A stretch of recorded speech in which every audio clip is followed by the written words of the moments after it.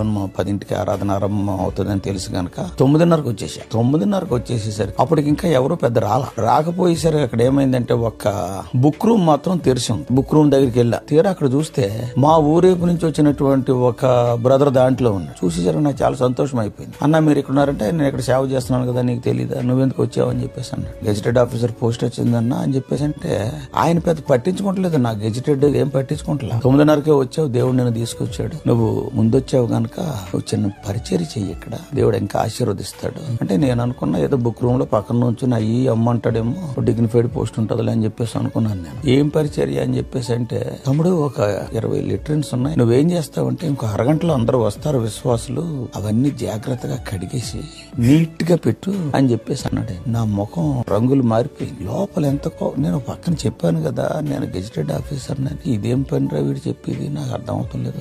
Gazetted అంటే ఇది తెలుసా, లోపల తిట్టుకుంటున్నా కానీ మందిరంలో ఉన్నా. ఇక్కడ 2 విషయాలు, చెప్పింది చేయకపోతే తన డిజోబీడియంట్ అంటారు, చేయటానికేమో నాకు ఇష్టం లేదు. దేవుని మందిరంలో చేయలేక కాదు, this is the first assignment. ఎబ్రోన్లోకి ఎంటర్ కాగానే గెజిటెడ్ పోస్టింగ్, ఇది ఇష్టం లేదే లోపల, కానీ కాదనకుండా ఉండాలని చెప్పేసి ఆ రోజున దేవుడు అది ఏర్పాటు చేయకపోతే ఏమో జీవితం ఎలా ఉండేదో తెలియదు. అక్కడికి వెళ్లి ఫస్ట్ లెటర్ ఏదో తలిపేసి కడుగుతాం, in obedience to his orders. కడిగిన తర్వాత ఒకటి కడిగిన సెకండ్ దాంట్లోకి వెళ్ళి సెకండ్ కడిగే టైంలో పని జరిగింది. థర్డ్ దానిలోంచి నాకు ఒక పాట వినపడుతుంది. ఎవరో ఒక ఆయన ఉన్నారు దాంట్లో ఉండి ఆయన చక్కగా సంతోషమే సమాధానమే అని పాడుకుంటున్నాడు. పాడుకునేసరికి నాకు కంగారు పుట్టింది. ఏమైనా నేను ఒక్కడనే కడుగుతున్నాను అని చెప్పేసి అనుకుంటే ఇంకోడెవడో చేరాడు ఇక్కడ, వీడెవడో తెలిసినోడు అయితే మనకు చాలా ఇబ్బంది అని చెప్పేసి అని చాలా భయంతో ఈయన ఎవరో అని చెప్పేసి చూద్దామని బయటకు వస్తానికి ఆగింది. ఆయన బయటకు వచ్చినప్పుడు that is where God's food.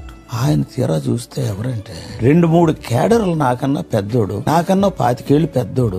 ఆయనే ముందు వచ్చేసి సంతోషంగా పాటలు పాడుకుంటూ పని చేస్తున్నాడు. దేవుడు చెప్పాడు, అర్థమైందా, that till today I cannot forget. ప్రభువా క్షమించు, కొనుక్కున్నాను. ఆయనేమనుకోవాలా, నన్ను కూడా ఇలా మార్చు, నాలో ఉన్న తీసేసి. ఇలాగా ఆ దృశ్యం నన్ను ఏం చేసిందంటే 6-7 నెలలు కంటిన్యూస్ గా 9కే వచ్చేసి ఇప్పుడు ఎవరు చెప్పక్కర్లా correct.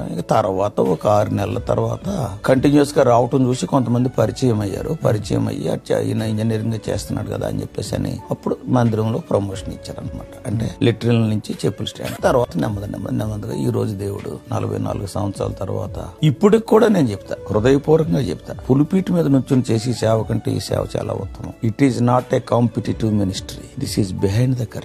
Only God only will see that. That day the Lord taught that.